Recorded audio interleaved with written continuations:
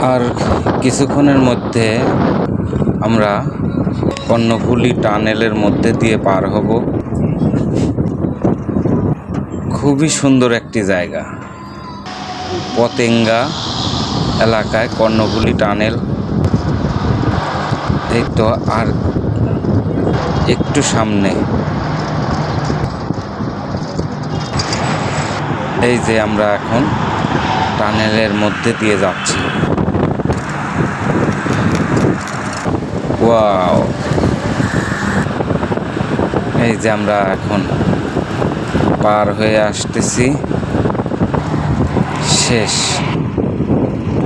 এখন সামনে হচ্ছে পতেঙ্গা ঘাট। এখানে বিশাল বিশাল জাহাজ দাঁড়িয়ে আছে। দেখার মতো একটি জায়গা, কখনো কেউ আসলে আসতে পারেন।